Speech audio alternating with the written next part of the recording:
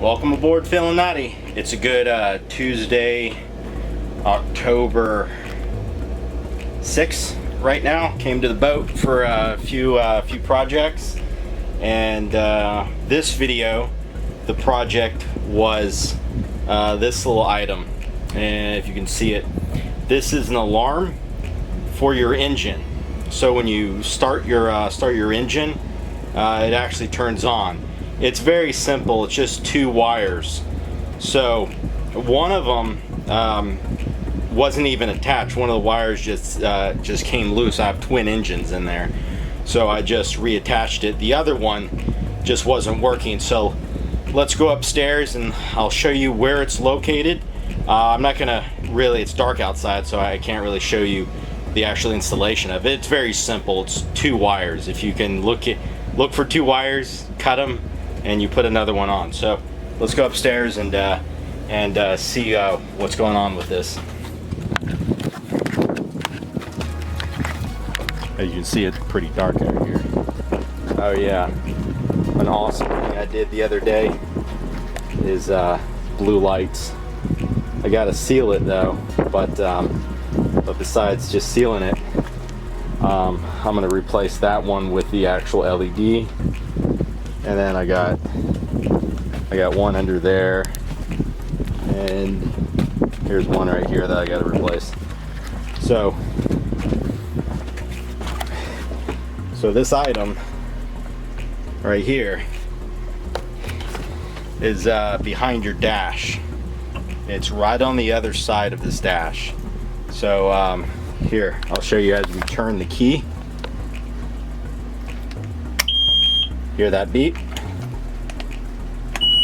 You hear that beep? Okay, so that's very important with these Merc Cruiser engines. The high temperature, oil pressure, and I'm pretty sure the V-drive transmission is hooked to it. I've seen wires out of my V-drive transmission going somewhere. So if you have high temperature or low pressure or whatever, it gives you the alarm. So two wires go underneath your dash, get it done. So I'm pretty tired. Actually, let's go downstairs real quick and get these keys out.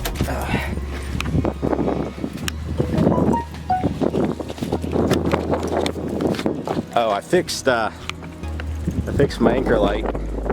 All it was a connection that I just had a twist underneath there. So anchor light works.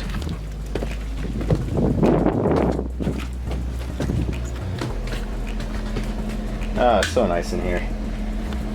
Okay, so I'm pretty sure I'm coming to the boat tomorrow.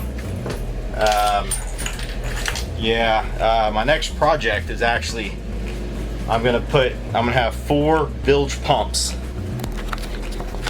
down here in my engine compartment. I have 2 currently, one all the way in the back and one right here. There's a section over here that's the bulkhead's bulkheaded off, so there's no hole at the bottom.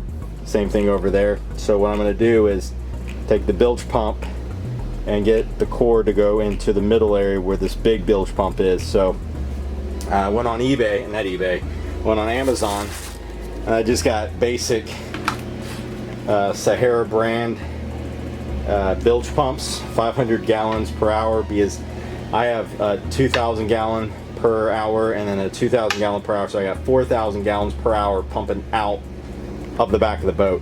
I got another bilge pump over here, and I got a bilge pump over there. So the total, I got 1, 2, 3, 4 that discharge out of the boat.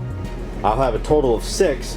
So these 2, I got 2 of them right here.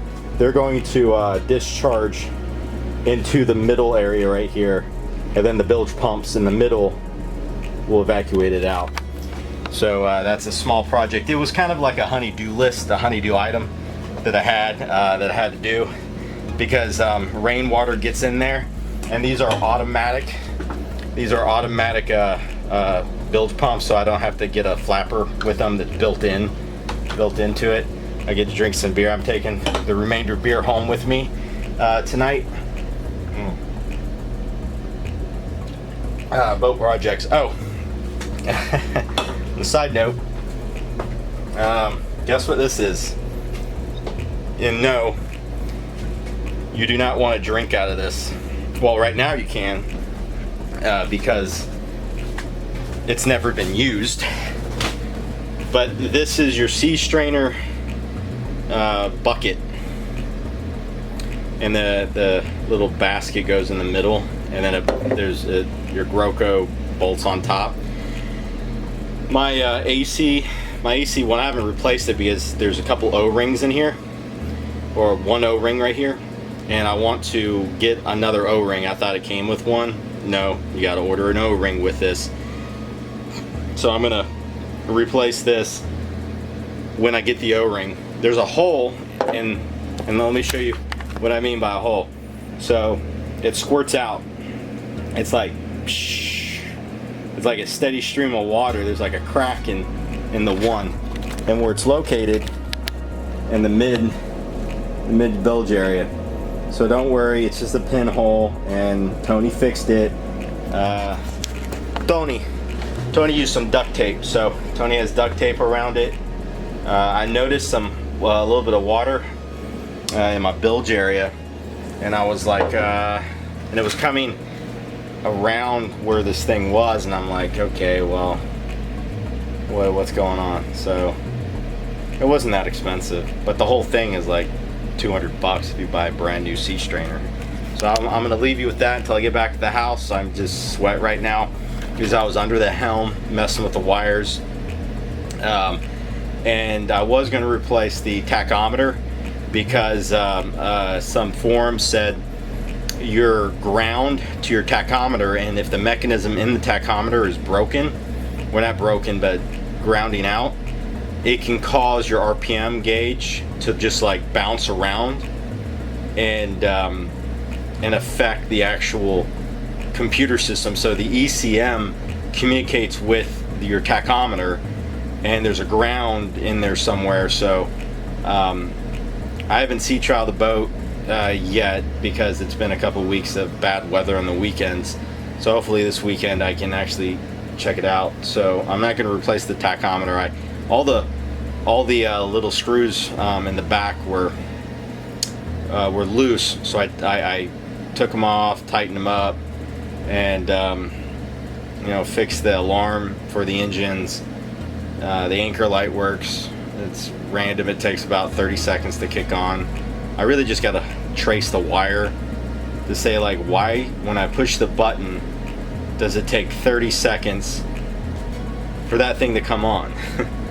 It's a little strange, but so there's a couple small boat projects.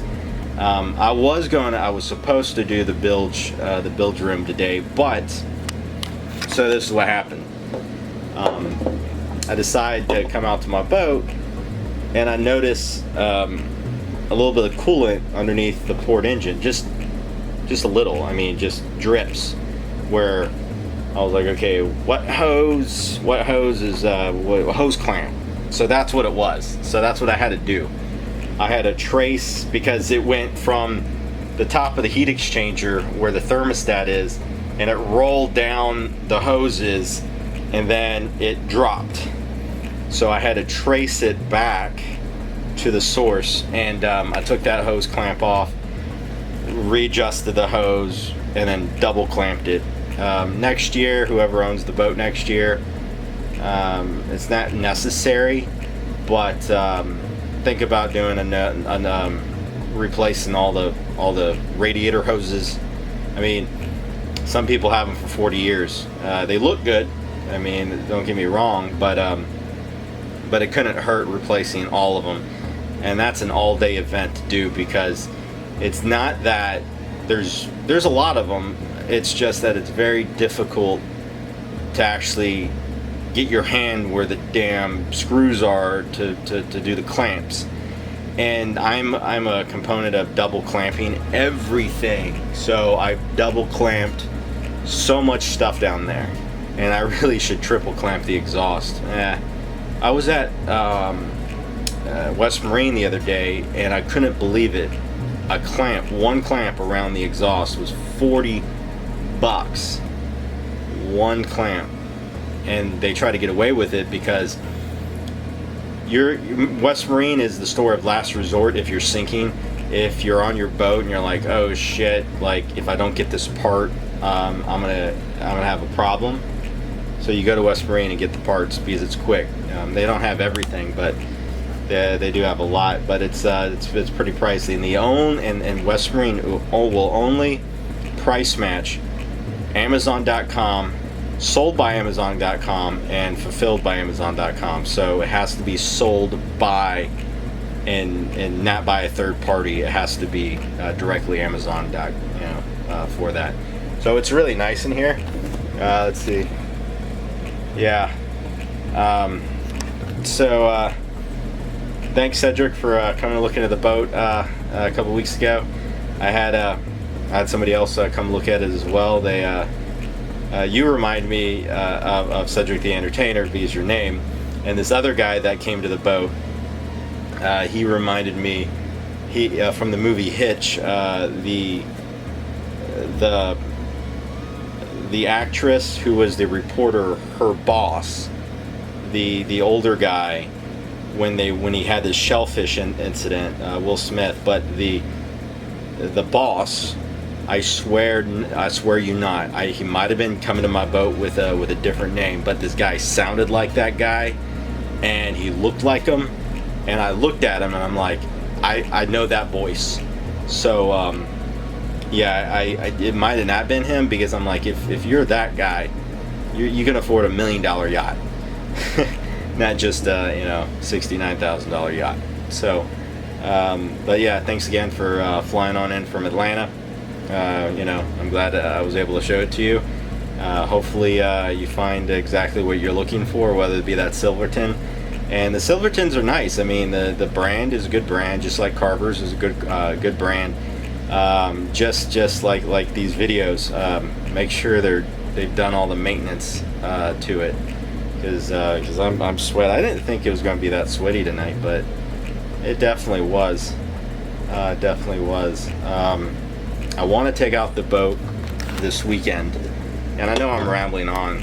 It's only been 12 minutes so far, but I definitely want to take out the boat because, I mean, I have so many extra spare parts. To, let's say, all those electrical connectors I cleaned out and all the grounds for that port engine. When I go out, I didn't replace the tachometer yet. The only way to know is duplicate what it did when you went out. So when I went out, put it in a gear and give it throttle, and it was like 2 times out of like the entire trip, you give it throttle and it wouldn't even, it didn't even go. It's like the tachometer just started just doing that, and it stayed at idle. So it was weird. Tachometer going crazy, but the engine wasn't revving at all. The engine just was at idle the entire time. So I know it's not an issue with the engine. It's an issue with electrical connection between the throttle to the I don't have a throttle like there's a sensor if you have a stern drive. Don't have that. I have a neutral safety switch, but that's to start the engine. So fuel pumps, but I mean, if a fuel pump's going bad, it goes bad, or it doesn't. Why would it intermittently go bad? So stay tuned on that, because yeah, so I'll repeat that again.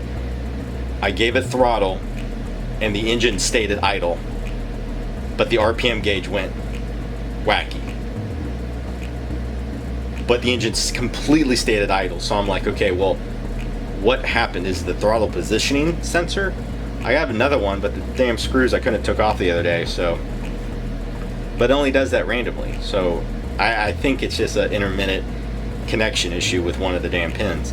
So I'm pretty sure I solved it, but we won't know for sure until we see trial it this weekend and go out. So I'll leave with that until I get to go home. Drinking some Coors Light.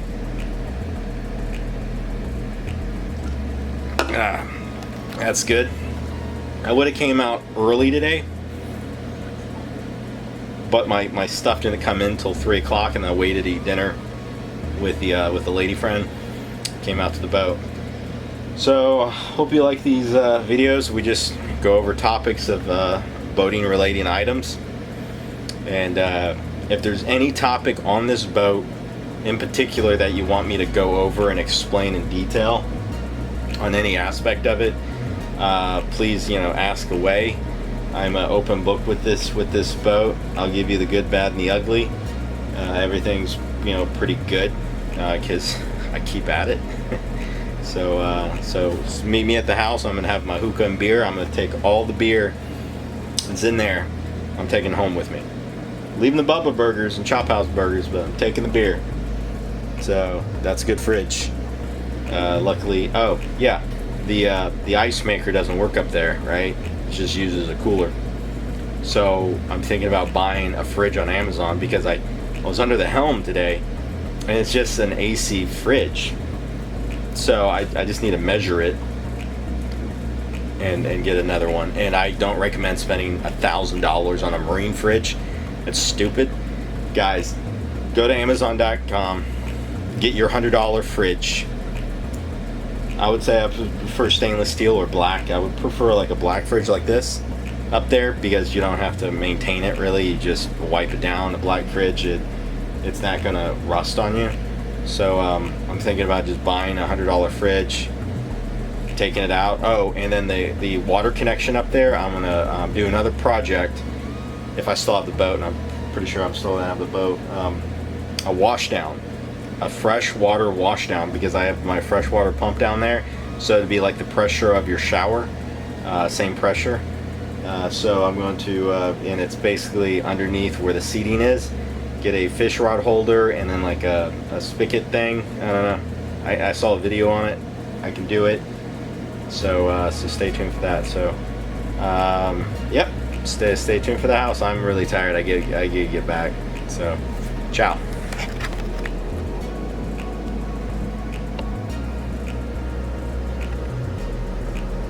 Alright, so I'm back at the house. So it was a long 4 hours tonight at the boat.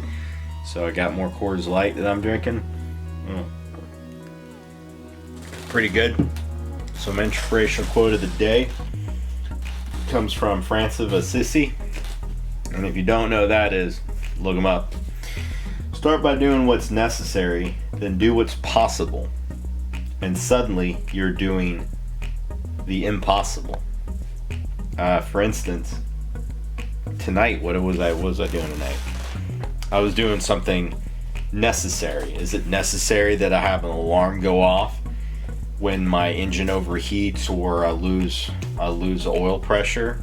Yes, it's very important. That's necessary. Was it necessary that I saw my coolant leak and traced it back to a hose to fix it? It was very necessary to fix that. And now you're at the impossible, because if you don't fix the small things, it looks like it's impossible to do, because you'll have a boat with 1,000 problems and then it's impossible for you to fix because you're like, yeah, you don't even know where to start. So that's what doing the impossible is. So I'm gonna leave you with that. Yeah, I do apologize. Past week and a half or 2 weeks, not been able to do much videos every weekend. It's been a weather nightmare at the boat. I'm gonna take the boat out, but I'm going back to the boat tomorrow, and I'm actually gonna do a close-up video of the bilge area of my 4 bilge pumps in the engine room. Not just 2, but 4. But 2 of them are discharging to the outside of the boat. The other 2 are discharging into the middle area where the other 2 bilge pumps. And I do have a 2,000 gallons, a new one, and I'm not sure how old one of them is. So I might just replace one of the big bilge pumps that are back there, because I have a spare one. I'm gonna keep that one just in case. So I'll leave with that.